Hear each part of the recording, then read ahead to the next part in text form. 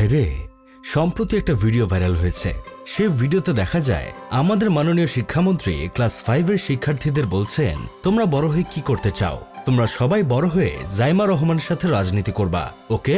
অন্যদিকে জাপানের শিক্ষামন্ত্রী হিরোশি ইয়োশিমোতো স্কুলের বাচ্চাদের বলেছিলেন, তোমরা বড় হয়ে প্রযুক্তিবিদ হবে, মহাকাশ নিয়ে গবেষণা করবে।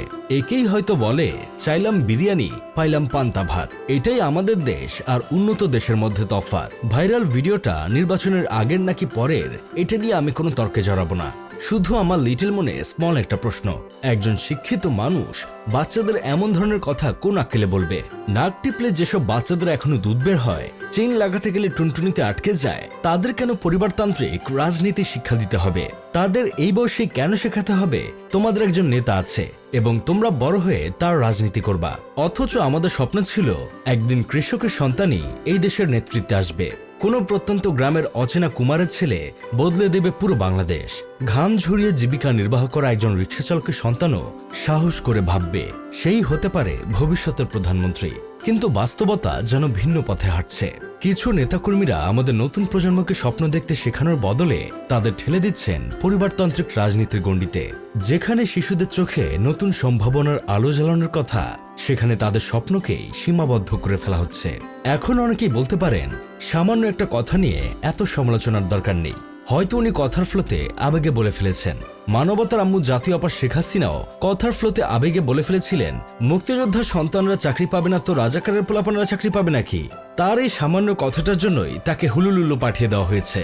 মন্ত্রী মহোদয় যে কথাটা বলেছেন, এটা কেবল ভুল নয়, বরং সচেতনভাবেই করা এক ধরনের পথভ্রষ্টতা। কারণ এর পেছনে আছে ব্যক্তিগত স্বার্থ, ক্ষমতাবান পরিবারের প্রতি আনুগত্য দেখানোর আকাঙ্ক্ষা। কথাটা তিতা হলেও সত্য। এক অদ্ভুত বৈপরীত্যে ভরা আমাদের এই সোনার বাংলাদেশ। এখানে সম্ভাবনা আছে, কিন্তু সেই সম্ভাবনাকেই বারবার দমিয়ে রাখে আমাদের উপর মহলের লোকজন। খুব আফসোস হয় নেপালের প্রধানমন্ত্রী বালেন্দ্র শাহকে দেখে। ক্ষমতা এসেছে বেশি দিন হয়নি, অথচ তার কাজকর্ম দেখে আমার রীতিমতো হিংসা হয়। ক্ষমতা আসার পরেই মন্ত্রিসভায় ঘোষণা হয়েছে দেশের কেউ আর ভিআইপি নয়। পুলিশ রাস্তায় এমপি মন্ত্রীর গাড়িও তল্লাশি করতে পারবে। শিক্ষা প্রতিষ্ঠানে ছাত্র শিক্ষকদের দলীয় রাজনীতি নিষিদ্ধ, দলীয় ট্রেড ইউনিয়ন নিষিদ্ধ। সরকারি কর্মকর্তা কর্মচারীরাও রাজনীতি করতে পারবেন না। মন্ত্রণালয়ের সংখ্যা করা হয়েছে মাত্র 16টি। 1990 হতে রাজনীতিবিদ আর আমলাদের সম্পদের তদন্ত হবে। ঘুষ, দুর্নীতি আর চাঁদাবাজি বন্ধ। সব সরকারি চুক্তি পাবলিক করা হবে। সংবিধান সংস্কার করা হবে।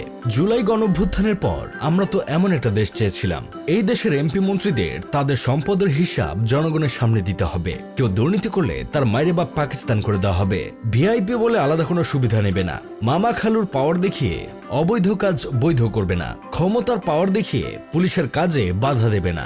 দলীয় রাজনীতি নিয়ে শিক্ষা প্রতিষ্ঠানগুলোতে কামড়াকামড়ি হবে না। জুলাইয়ের পর তো দেশবাসী এই স্বপ্নই দেখেছিল, কিন্তু স্বপ্ন যে একদিন দোষে পরিণত হবে সেটা তো কেউ জানতো না। এইসব দেখে আমার বন্ধু কেরামত বলতেছে, আপার আমলে দেখেছিলাম এক বাচ্চা বলেছিল, পহেলা বৈশাখ মানে জাতির পিতা বঙ্গবন্ধু। ভাইয়ার আমলেও বাচ্চারা যেন বলতে পারে পহেলা বৈশাখ মানে তারেক রহমান। এটারই প্রস্তুতি নেওয়া হচ্ছে। এখানে দোষের কিছু নেই। যাই হোক, শেষমেশ আমি গোলাম হোসেন একটা কাজের কথা কই, কোন দেশের উন্নয়ন একদিনে সম্ভব নয় এবং একক কোনো ব্যক্তির উপরও তা নির্ভর করে না। বরং প্রয়োজন সমন্বিত প্রচেষ্টা, সঠিক নীতি এবং জনগণের সচেতন অংশগ্রহণ। অন্য দেশের উদাহরণ থেকে শিক্ষা নেওয়া ভালো, কিন্তু সেই শিক্ষাকে নিজের বাস্তবতায় প্রয়োগ করাই সবচেয়ে গুরুত্বপূর্ণ।